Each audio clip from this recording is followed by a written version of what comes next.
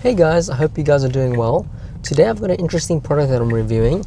As some of you know, one of my biggest gripes with the Tesla Model 3 and the Y is that they don't have a heads-up display.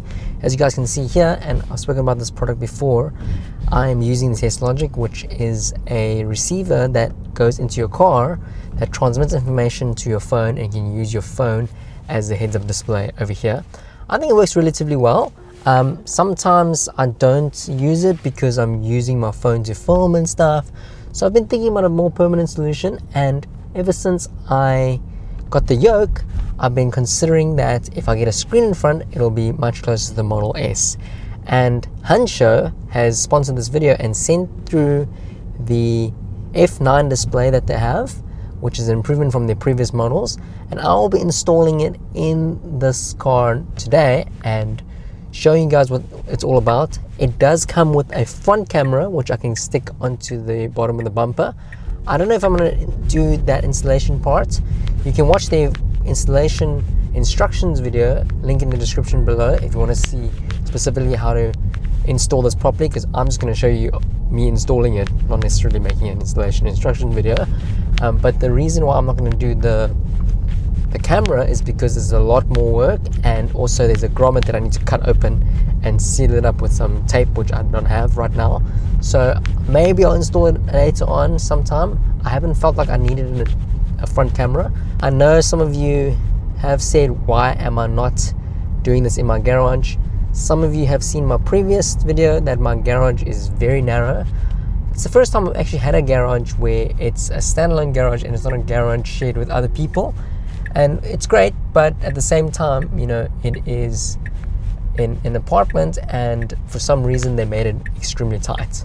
So I don't really have much room on the sides. I can't open the door fully, which is what I will need for this installation, as you guys will see. So I'm just gonna park here, close by outside. It's quite funny because when I was installing the yoke, I was doing it out on the street as well, and someone was like, dude, looks like you're stealing the car. And I never actually ever had that thought. But yeah, I do wonder sometimes what passes by. I think when I am filming videos, especially if I'm doing something funny to the car. So yeah, I will be parking now, and then I will show you guys the package that Hansshow has sent me. This is the box that Hansshow sent me. Actually sent this to me like maybe 2 weeks ago, but I've just been so busy with work and stuff, so I haven't had a chance to actually even open it. But yeah, so today we're going to open it, we're going to install this, and I will do a review to see if it really is going to be better than the TESLOGIC. I think the TESLOGIC is a great product, but if it will be better than not having a screen, because I think a lot of you don't have a screen yet, and maybe some of you are considering installing a screen. I do think it's very, like, ever since I installed the yoke, I think it's great that, you know, there's so much more space here. I get a lot more visibility in front of the car. I think that if you are considering a Model S, to be honest, like, I've had the yoke for a couple of weeks now, and I think it's pretty cool. Like, it might not be practical, especially if you're in a smaller, you know, city where you're driving a lot and making a lot of turns, rather have a lot of roundabouts. It might be a bit tricky. But if you have a longer commute and stuff, I think the yoke is pretty nice. It's very comfortable, it's very fun, and also you get a lot more visibility in front. So if you are considering configuring a Model S or a Model X, you could, oh, these stickers, interesting. You could consider getting a yoke for it, because basically I think I might have to pay for the parking here. Just give me a sec. Just gonna pay for the parking, so these guys are napping. Okay, sorry guys, the parking people were walking around and I hadn't paid yet. I don't think they were actually checking because I'm in the car, so, but I paid anyways. As you can see in the box, they gave me some stickers, some Hansshow stickers. I don't know where I would stick this. And then there's a QR code. I don't know where this goes, probably to the website. But this is the box, as you can see, and it's actually inside another box. Hansshow technology.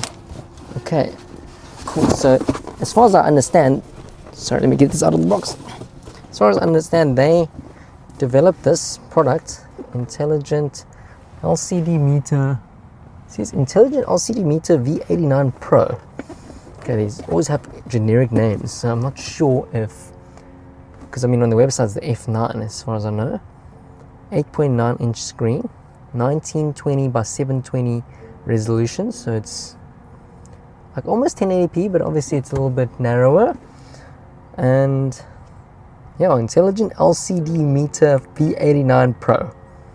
Okay, so there's two versions on the website. There's a version that has CarPlay and Android Auto, so I'm assuming that doesn't do anything besides connect to Android Auto and CarPlay, but they've sent me the version that has the full-on Android system, so I could install any software in here, I guess. So let's take a look. Here's the box opening.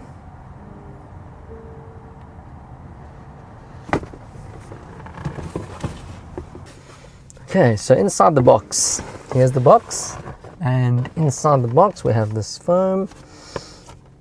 We have a disclaimer, precautions before use, before installation, check whether the product's damaged. Installation instruction might be slightly different, watch the videos. Here's the QR code. I guess this QR code takes you to the website. Warranty is 1 year extended warranty. Send out your custom number to get 1 year full warranty. Okay, cool. And then here's the camera module. This seems like kind of a nice camera, and then I guess you just stick it to the front of the car. Yep, and as I mentioned, I won't do that in this video, but I'll do it later on. And then here's an accessory kit. Okay, so there seems to be, everything's branded, so it's got a Hansshow branding. This is obviously the harness that's going to be the splitter for you to plug in the display with power and with connectivity to the car's data system. And oh, interesting, they gave me a USB. I've actually needed one of these, USB-C and USB-A flash drive. I think this is for software updates, so you can update the software on the screen. Because the screen is a fully fledged Android system, I haven't seen what version of Android it is and what it is. Oh, actually, they gave me some tape, so I guess I could have done that. But I didn't bring a knife or something to cut the grommets and another one of these things. As you watched in my previous videos, I have a few of these now because you always need one of these for something. So in this video, I actually need to remove this carbon fiber trim that I installed a few months back. I love this carbon fiber trim. I think it looks so much nicer than the stock one. But this will be used to pry this off as well. I think I could probably pry it off without it. Oh, there you go. Yeah, I could pry it off without it, but this could just help me get underneath some tighter areas. Okay, and this is the screen itself. So here's the screen, and it's actually very nicely packaged. It actually smells quite nice as well. So this is what it looks like, and obviously these wires and stuff will be hidden and will go under this vent. And basically the difference between this one and some of the older models that I've seen online is that this has space for ventilation, so your airflow can still come through, because one of the biggest complaints for some of the products is that it blocks the ventilation and then you don't have any air coming through, and it actually can get pretty hot. But you can see this one says F9C Android Smart Screen. So here's more technical information. If you want to take a look here, maybe here's a bit clearer. But yeah, this is what the screen looks like. So the screen goes over here underneath here and clips on to this piece here. I need to remove the TESLOGIC mount, which is just stuck on by some tape there. And unfortunately, one of my passengers actually kicked my wireless charging cable, and the pin connector came out, so I can't actually use this wireless charger anymore. It's actually the same as the Apple MagSafe charger, so in case you want to use it again, put the Apple MagSafe one back on. I'm going to put this aside for now. Oh yes, and they also include this flexi thing.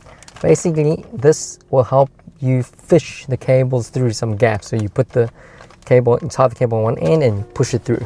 But you can watch the full installation video. I'll link it in the description below if you are interested in buying one of these, and just to see if it's a reasonable DIY. I always like trying to do this stuff without watching the video first.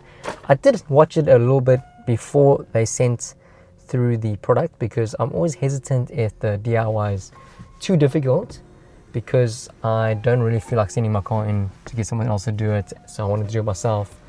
But yeah, cool.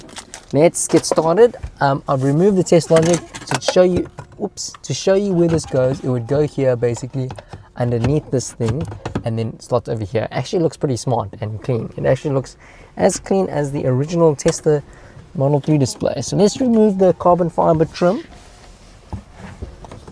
As you know, this is genuine carbon fiber, so it should be pretty strong. It shouldn't break. I can just rip it off with my hand, I guess.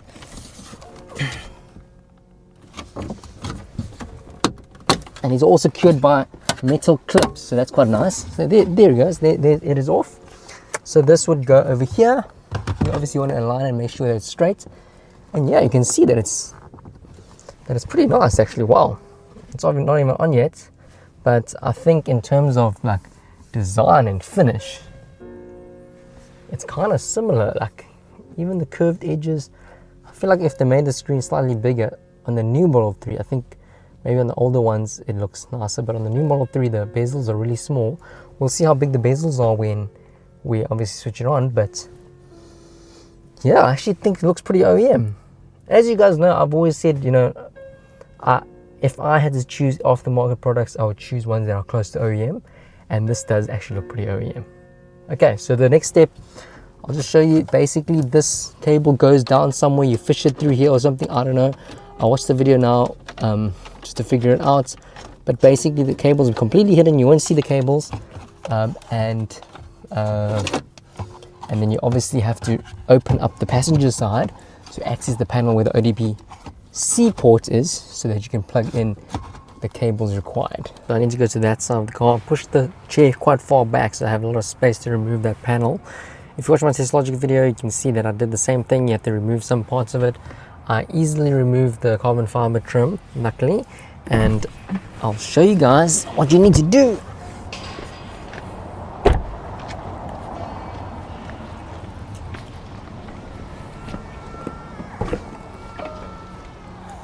So you need to pull up this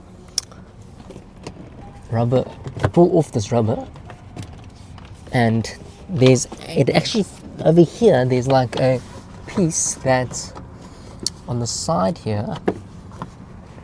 I don't remember what it was, but it feels like you need to remove it, but don't remove don't detach the rubber, just leave it like this loose, and then you can actually pull these panels off quite easily. So if you just pull this panel comes off. I actually need to remove the floor mat, but basically you just pull so gently, it should come off. They're all on clips anyways. They're on these metal clips. This metal clip actually moved out of place. I need to put it back, and yeah, so let me set up the camera over here, and you guys can watch me do this. Okay, so you guys can watch me do this. Remove this floor mat.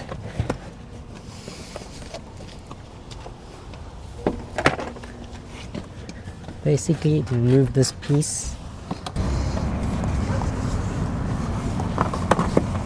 Remove this panel here as well. Slowly. Don't pull too hard, so that comes off there. And then, this is the piece. So when you pull this, there's this little tab here. So you want to pull that out using this puller, because this has the fork. Pull it out and it comes loose. And this whole piece comes out quite nicely and easily. So this is the piece, this is the part that comes out. I'm going to fish out the TESLOGIC now. So it is here somewhere, as far as I remember. Yes, so this is the TESLOGIC, as you guys can see. I'm actually wondering if I can run the TESLOGIC and the screen at the same time. But I mean, I don't really need it. I would advise that if you're running both, there's an active control button here, toggle, that you can switch to the off position, so that you can't, TESLOGIC doesn't send instructions into the car, so it can only read. So at least you're not having two different systems trying to send instructions into the car. So here you go, I'm going to plug this back in.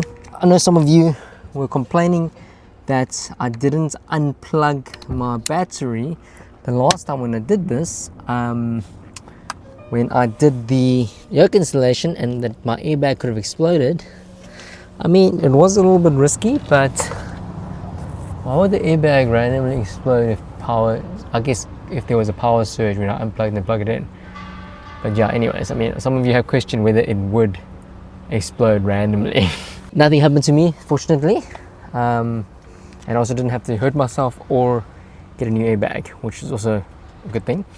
So here are the two cables that I will need. This is a much more substantial cable because I think it gets fished in like further. So obviously this all goes all the way to the front where the driver's side is, and this looks like a power cable. Looks like this has to go to a few pieces compared to before. This connector still allows you to connect another ODB-C device. I think that's what it's called. So plug this in, this splitter, there you go, that goes there. And you can still plug in the TESLOGIC if you want, I guess, because you can plug this here. The TESLOGIC cable actually didn't give you an option to split, so I can still use TESLOGIC if I want. And here's the power cable. You just gotta have to like put these cables neatly and stuff once you're done, so it's not all over the place. Just to test before we start fishing things through, I'm gonna actually plug the screen in just so that we can see if it's working. Okay, so I'm gonna head over to the other side and plug the screen in and see if it actually is working. Okay, I'll just miss some of that now. Oh, interesting, it's got Hansshow branding. Oh, there you go. Okay, so the time is wrong, the odometer is correct, temperature is correct. Why is the time wrong? Weird. It's very responsive. I put in the drive.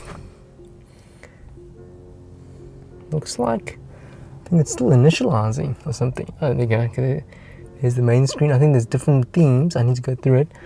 The resolution is, I mean, look, the new screen resolution on the new Tesla is amazing. So this one is definitely a bit lower resolution than this in terms of density. I can work out the pixel per inch for you here.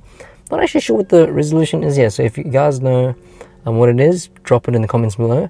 If you liked the video so far, please make sure that you click the like button and subscribe, because this really helps my channel. And thank you for all you guys' support thus far. It's been an interesting journey owning this car and making YouTube videos for you guys. But yeah, let's get back to this display. I actually don't know how it works. Maybe I should watch some. There you go. So you can swipe down from the top, and then you can go into the Android mode. I think it's loading now.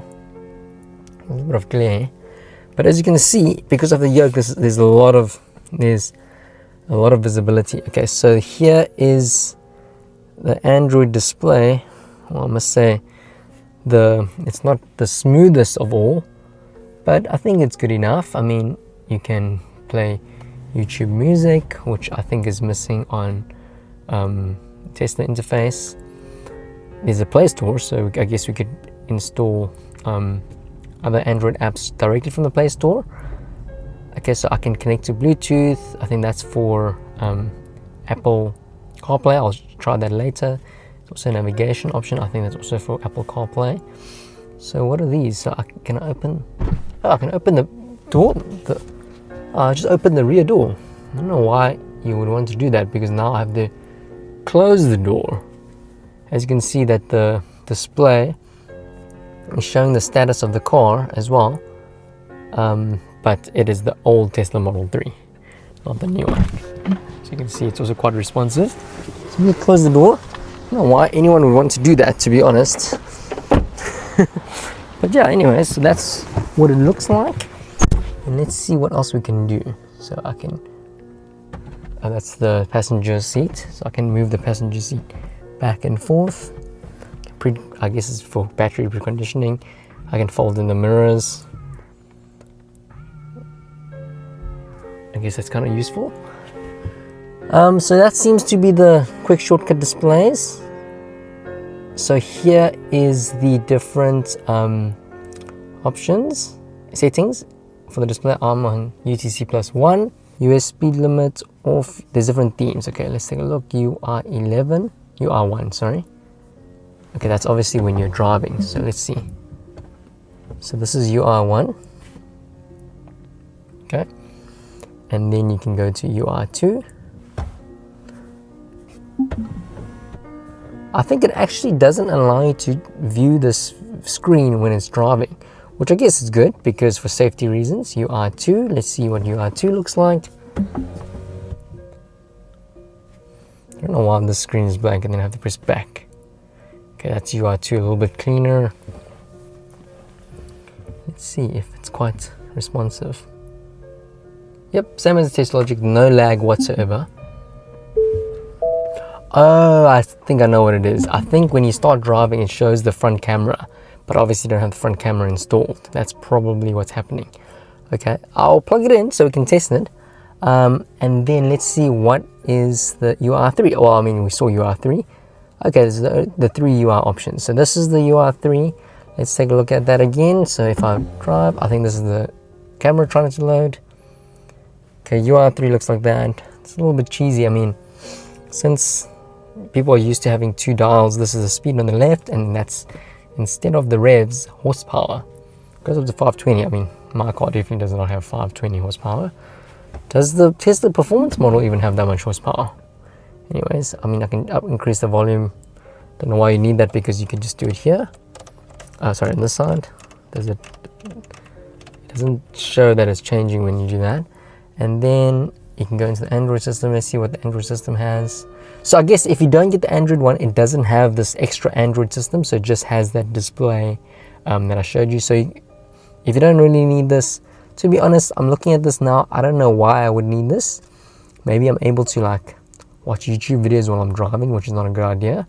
But yeah, I mean, if that's something you want to do as a heads-up display, like watch my YouTube videos while you drive. I'm not advocating for that. Please do not do that. You can watch it when you guys are parked at the superchargers or at home. But yeah, you can watch Netflix. Yeah, so I think, you know, if you're deciding whether you want to get this one, if you really want these features, then I guess you could get the Android one. But if you want to save a little money, you can get the one that is just the CarPlay setup. So if you get the regular one, I think this is what you get, and this is a very standard setup. I'm going to click my phone so we can have Apple CarPlay, just to show you what that looks like. And then I'm going to test the camera now. I'm going to plug the camera in, and then let's see if when you start driving it shows the camera. Okay, so this is the camera. It's got a really long cable because you plug it in front of the car, and then you basically fish it through in front of the car into the cabin, and it's quite a mission to do, so I'm not going to do that. But basically, here's the connector. I think it has to be lined up like this. There's actually a notch. There you go. So I'm plugging it in now. Let's see that display that shows front each time I go forward. I wonder if that is the camera. Oh, it is. Yep, there you go. So you plug the camera in, and I think, I mean, I guess it's pretty useful to have a camera a camera in the front bumper so you can see the road in front of you. But yeah, that's the only time that it shows. I don't know if there's a way to actually look in the front camera normally. But yeah, so this is the display. I think this is a much cleaner setup than having the TESLOGIC, because obviously with the TESLOGIC you have that mount, which looks okay, but having it there randomly without your phone there does look kind of strange. But now it looks like this is actually part of the car, which is quite nice. So I'm going to finish the installation, and then we're going to drive around a little bit. You can watch the rest of my installation. I will probably put some music and speed it up over it so that it doesn't take too long. But as you can see, it wasn't too difficult. The difficult part is having the confidence and knowing how to remove those panels. Given that I had removed those panels already, I knew what was involved. There's like 2 more panels I need to remove that I never removed before. So I'm going to watch the Hansshow video now just to see how that is done. And then I will tidy everything up, neaten all these cables up, put everything back, and show you what the finished product looks like, and whether you guys think this is OEM or not. I think if you don't touch the screen, I think it looks really nice. Oh, the time updated. I think it was just on the wrong time zone. But yeah, so I think it looks pretty neat. If you don't touch the screen, I think it's pretty responsive, pretty fast. I think the touch screen is it's not too bad, but it's definitely not as smooth as this. I think it's probably because this is running at maybe 60 frames. I don't know if it's 120, 60 frames, I think. And this is probably running, it could be 60. It's just not as smooth for some reason. I mean, I will take this protector off. Maybe the protector is making it feel a bit weird. But yeah, and then I can change the model of my car. A few other options that I didn't look at just now. So now my car is black. I mean, it's the wrong Tesla Model 3, but hopefully they have that as an update. So I'm gonna, oh, you can turn off the front camera actually. So that's, oh yeah, cool. So if you turn off the front camera, that means when I go straight into drive, it goes straight into the display. So that's what I needed to do. So that's actually pretty cool. So it's actually quite responsive, as you can see. Goes straight into drive and you have the display. I think the brightness isn't as bright as the screen. That's also what's making it look not as nice. But let's see if you can change the brightness, because on the brightness you can change to follow or specific percentage points. And follow at the moment I think it is 100 already, because it's quite dark up there. I think it follows the auto brightness on here. Okay, it just went off for some reason. Oh, it's resetting. Okay, so that's the start screen that you guys missed a little bit of. I wonder if I can turn that off. It looks a little bit cheesy. I mean, at least it's very quick. Cool, so you have your range display and your battery display all the time. So if you have range anxiety, at least you can see that. When you're in drive mode, it's still there, so it's always there. Yeah, I mean, I quite like it. I think it looks quite nice. I think the UI can do a little bit of work. The bezels are kind of big, and here the bezels are rounded. It's actually fake rounded. I think this is graphically rounded because it's square on the bottom here. So it would be nice if this was rounded as well, even if it was graphically. After watching the Hansshow video, basically you have to open up this panel below the glove box. They do say we have to disconnect the speaker, and there's also a light as well, but you don't need to do that. You actually just can leave it there because you don't need to take it out of the way. It doesn't even get in the way. Off topic, I'm just testing to see if this thing still works. If I plug in the TESLOGIC as well, and now I have like multiple things connected, and I tested the TESLOGIC and it works perfectly fine. I have the active control on as well. I don't think that thing sends any signals to the car. I guess to open the doors and stuff, it does. Wonder if you need to leave this on and off, but I'm gonna probably remove the TESLOGIC because I'm not gonna use that in as well as that at the same time. So yeah, I might be doing a giveaway on this. So if you guys are keen to get this TESLOGIC, make sure you follow me on my social media. The links are in the description below on Instagram, and I'll probably be announcing the instructions on there on how you could win this TESLOGIC. This spot is quite frustrating. Basically, you take this fishing wire and you push it through the channels. It's quite difficult to do, but be patient. It does go through, and you use this to pull through the cable so that you can connect it on the other side, so that you can hide everything under the paneling and inside the channels of the car, so there's no wires exposed whatsoever. You guys won't believe it, I finally managed to fish it through, and like I told you guys, I should probably be wearing gloves. In my previous videos I have really soft hands. I don't know how this happened. I mean, there was not much force, but anyways, I was first trying from the bottom up, and then it was like randomly going to random places. I could see it through this gap and I couldn't get it out. Now I used this section and pushed it down, kept pushing, and then it just finally came out of there. So I actually need it over there, but it's fine. I'm gonna try loop this underneath to get to the other side. But basically it's yeah, it's like fishing in a way, because you kind of just have to push slowly, and given that it's quite stiff, it will find its way through if you are lucky, I guess. I hate fishing in real life. This was no different. I'm gonna continue with this and I'll show you guys the final result. So what you guys want to do next is you want to join this cable up with this fishing cable. I'm not going to attempt to get this to the other side yet. I'm just going to be happy with the fact that that's through. And what you can do is you can use this, I don't know what these are called, but basically you can loop it through here. There's a hole at the end of these metal fishing cables. Make sure that it's very secure, because you don't want the cable. This is the cable that's connected to the ODBC side, and you don't want this cable to disconnect while you're pulling it through. I mean, not disconnect, but like get dislodged from the fishing cable, because that will be a disaster, because you have to start all over again. Because what the next step is actually to pull it straight through, so this cable, the fishing cable, goes out. So now I have connected it. I'm gonna pull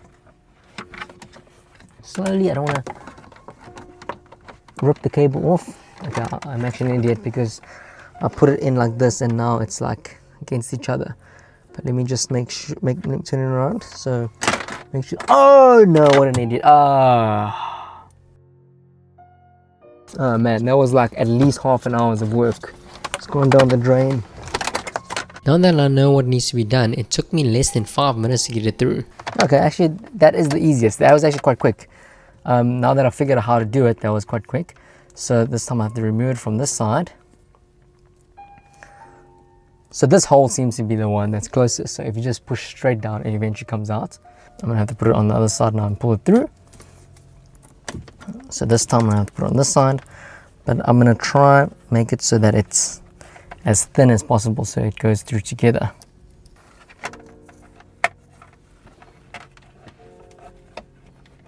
Slowly, be careful. Okay, got it through to this side at least. It's start pulling. Actually want it threaded through there and then through there, so it's closest to here. But this one, I guess I can get this one closer by threading this one through to the other side as well. I can use the fishing cable again. I mean, theoretically I could have the cable lying here. I just don't know if there's enough space. Yeah, there could be enough space in there, but let me just do it properly, because I've already invested heavily in this process. So for this part, I'm using the fishing tool to get it from the one cavity on the top to the other cavity so I can fish the line through there. Damn, you guys can see how hot I'm getting because it's actually fogging up from my body heat in the car. Ow, ow. Cool. So I'm gonna join these two. I mean, this thing theoretically won't snap because it's metal, right? There you go, yay, cool. Okay, I got that through. This is a cool win. Then I'm gonna pull this cable through here. Wow, you're getting really good at threading these needles. Okay, cool. Yep, it is working. Just need to drop these cables through. This excess cable. And this camera cable I'm just gonna leave like dangling in here, because I'm not going to need it right now. Maybe I'll install, I'll see. It could be pretty useful to prevent future scratches. And then this goes back on like this, just line it up. Nice. So there you go, there's the final product. What's interesting is if you look on the outside, it actually looks very OEM. I mean, the back of the stock display and the back of this looks almost identical, which is pretty cool. Doesn't look like you have an aftermarket thing at all. Okay, I'm not gonna bore you guys, but the next step I'm gonna do is just close everything back up, just the reverse of what I did earlier. Yeah, it wasn't actually that bad. It wasn't that hard of an installation. Obviously I have to make a video while I'm doing it, but I would say probably 2 hours. Okay, it's finally, everything's put back to the way it was. All good. I need to clean up my car now because I've got stuff everywhere. I have all these boxes everywhere. But yeah, I get in the car now and it automatically turns on the screen. So for the next section of the video, I'm gonna be testing it. I'm gonna connect my, oh, there's more colors. I'm gonna be connecting my phone so I can CarPlay, and let's see if it's better than the TESLOGIC. So far, what I like about it is that I don't need to use my phone, because I use my phone for filming and stuff, so it's inconvenient to have it mounted over there. But in terms of POV, I mean, I'm sitting up right here, so like this is probably my eye level, and you can see it's unobstructed. It doesn't go over the dash. You have a lot of visibility. The yoke means that there's no rim, but the rim does go over here, so you can still see through the gap. And yeah, I think it's a pretty cool device. But let's test out some of this other functionality. And if you guys are interested in this product, I do have an affiliate code with Hansshow, and you guys do get a discount. More details in the description below, so check out the description and make sure that you click on the affiliate link if you're interested in this. I do get a little bit of a kickback on this. Oh, one thing I need to mention is that the airflow through here is quite nice, because you can, this gap over here is where the airflow comes through. It flows straight through this channel that they've created, and it goes through under here over to your face. So my girlfriend and Finley came to surprise me. Luckily they came just in time because I had just finished installing, so they could see the final result. Now she's seeing it for the first time. She thinks it looks a lot better than the TESLOGIC. It looks a lot cleaner, and as you saw in the previous clip, it looks like almost OEM. I don't like the UI theme 3, which is the default. I think 1 was the best. Let's take a look. I think this is the one. That is the one that I like. Let's take a look. Oh, it's in a funny state now. Okay, there you go. Yeah, I think this one's a bit better. And I did connect my phone with CarPlay, so let's take a look to see how this all works. Wait, am I going the wrong way? Is this a one-way? I'm not sure. I think it is one way. Okay, well, it's one way down there as well, so you can see there's no lag whatsoever. Like, it's if I increase the speed, whoa, I got a fright. I was looking in the screen, I thought the car was approaching. But you can see there's absolutely no lag, and there's also a charge and regen meter at the bottom, which is quite nice. Let's go down here. I need to concentrate while I'm driving. It's quite difficult to see properly while I'm trying to see if I'm filming correctly. Okay, that looks good. The screen is a little bit darker than the main display, and yeah, I think, what do you think? Do you think it looks good? Yeah. I think it looks cool, but I mean, it's a little bit darker. And I did connect Apple CarPlay, so I think to get into Apple CarPlay, how do I get back? So I still need to figure out how all the functions work. Okay, there, I clicked Apple CarPlay and went to Apple CarPlay. So if you guys are familiar with Apple CarPlay, I haven't had this in a while, because the last time I had Apple CarPlay, it is wireless CarPlay, which is pretty cool. So I can play music from my phone easily, and it is a little bit laggy, but if you're not touching it, it should be okay. Yeah, it is a bit laggy, but if you want to go back to the interface for the car, you have to click this to go back to the car interface. Yeah, so I think overall I'll give it like a 7 out of 10. Would you think that's a fair assessment? Yeah, I think 7 out of 10 is pretty cool. And I'm going to pull this thing off now. Oh, actually it looks a lot better now that this is off. Yeah, the screen has a really nice finish. It actually has a very similar finish to the original OEM display. I think it's just slightly darker. If they made it slightly brighter and improved the interface in terms of smoothness and speed. Look, if you're not touching it, I think the interface for your car, like while driving and stuff, it's completely smooth. It's just more like when you're interacting with it on the screen. You can go into Spotify, listen to my day list.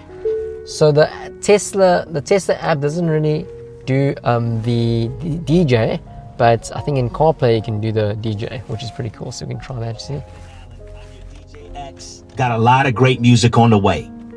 I'm gonna kick things off with. So that's pretty cool. So I can use CarPlay, and yeah, I think it's relatively okay, and it's a full screen CarPlay as well. So that's pretty nice. Okay, so I discovered something while I was driving, which is pretty cool, and it is that this scroll wheel on the right actually changes this menu here on the left. So if I scroll down and up, it goes into the different views. So this goes to the Android mode. I think this goes into CarPlay. So if I click into it, but now I'm on Autopilot, and it does show the Autopilot status. But like now I'm scrolling, but how do I get in? So I guess, do I have to tap it? Okay, I guess I have to tap it. And now I am in CarPlay. Does scrolling do anything now? Yes, it does. It actually changes the screen. Okay, so I think from that perspective, it's nice, because obviously having to touch the screen, firstly it was quite slow when you touch it, but also, like, you don't want to be touching the screen if you can avoid that. But then if I want to go back to the car, I can just scroll through these options using the scroll wheel here, which is pretty cool. Yeah, and I just have to tap, which is weird. Actually, there might be another way to do that. Just don't know how to do that yet. Here I can go into Android Auto, but obviously I don't have Android Auto because I don't have an Android. Go into Setup. Okay, let's go to the Setup menu, like I showed you earlier. Okay, let's change to UI2 now and see what that looks like. Okay, so the UI2 is the cleanest, I think. There's no like radial dial. This is much more simple and closer to this design. And this T-Box is the version. So there's two versions of the screen. The one with Android built in, and the one with just CarPlay, which just has the vanilla thing. So if you get this Android one, I think it comes with basically a whole another Android system, but I can't seem to get into that right now either. So yeah, I think, you know, visually I think it looks good. I probably would recommend getting the one that doesn't have an Android system, especially if you just want a display and then you can use CarPlay sometimes or Android Auto. But yeah, it looks very neat. It looks very similar to what Tesla has done in the new Model 3. So if you want something that looks pretty stock and doesn't require another device like your phone to act as a display, I would recommend this. If you'd like to buy this, as I mentioned before, check the description for my referral link. Okay, so in a dark environment, this screen looks really nice, and I actually quite miss Apple CarPlay. Apple CarPlay is quite cool. Obviously, if you're familiar with Apple CarPlay, you can see that all the original functionalities here. This is the setting with it in the split screen mode, so you can still get your vehicle status over here. And what's cool is that it shows the blind spots as well as your autopilot status, and also blinks when you have to, you know, nudge the wheel or something. So that's pretty useful. I must say that I think I need to figure out how this thing works, because basically I'm not sure why, now that I have Apple CarPlay enabled, the built-in Android system is not working. Maybe that is by default, or maybe I'm just not doing something right. Oh yeah, there's a nice parking over here. So as you guys know, I have AutoPark, so I can just click this, start parking. Unfortunately, it doesn't seem like that display shows any AutoPark stuff. Neither did the TESLOGIC, so I don't think that information is coming through. But it is still showing all the, you know, the speed information and you turning your wheel and stuff. It still shows, which is pretty cool. But yeah, I think this is a really clean solution if you're looking for a display for your Tesla Model 3 or Model Y, because it literally tucks underneath this trim here.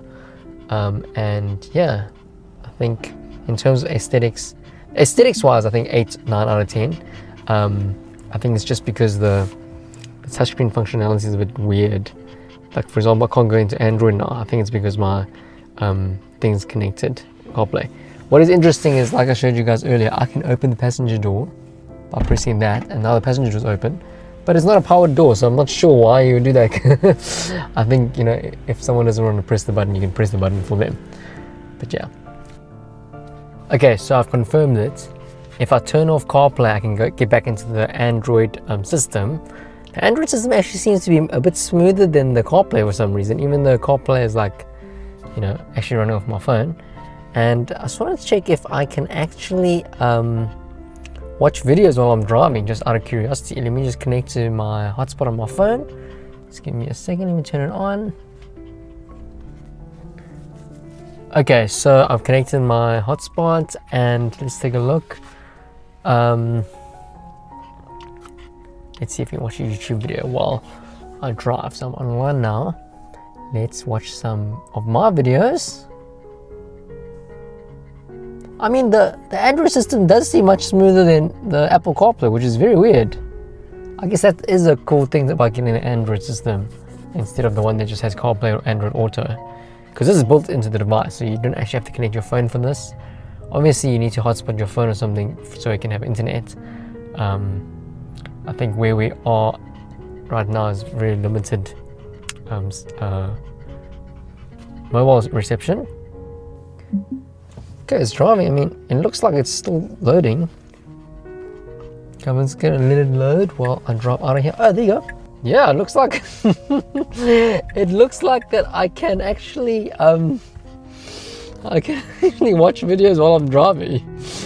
So if this is what you want, then definitely consider using the Android system, because you cannot do this with Apple CarPlay or Android Auto. So yeah, I am definitely able to watch a video while I drive. So yeah, if this is what you guys want, and you know you want to install your own any other Android app and run the Android app while you're driving, it doesn't seem to have any limitation. You can watch Netflix, you can load some videos. There's the SD card slot on the side here and a USB port, so you can plug in multimedia and watch some videos from, you know, on VLC. You can browse the internet. Yeah, so this is interesting, I guess. What do you think, babes? Do you think this is good? Look, you think it's good that we gonna watch videos on the car? I think it's like useful, I guess. I think that's a good way to put it. Okay, so the screen is much more responsive now. I actually think earlier when I was filming, it was overheating. So now that the air has been flowing through and stuff, it seems to be pretty okay. It's not too bad to use. I think when I was showing you guys the Android system being smoother, I just think it's actually because it was not overheating. But yeah, so I think it's fine now because my AC is on. My AC was off earlier because I was filming. Didn't want the fan on my microphone. But now that the AC is on, it seems pretty smooth. I think there's a lot of potential because I think the hardware, finishing looks nice. And because software could potentially be improved with software updates, it could make it go up to an 8 or a 9. If I had to look at this product without the actual software itself, I would say that in terms of slickness, how well it integrates with the car, I can give it a 9 out of 10. So if I were you and you're ready and gonna buy this product, I would really consider whether I need that extra Android system or whether I can just use Android Auto or CarPlay. If you want to watch videos on the screen while you're driving and do other things that aren't necessarily safe, then maybe get the Android one. But for regular users, I think the regular version without the Android system will work.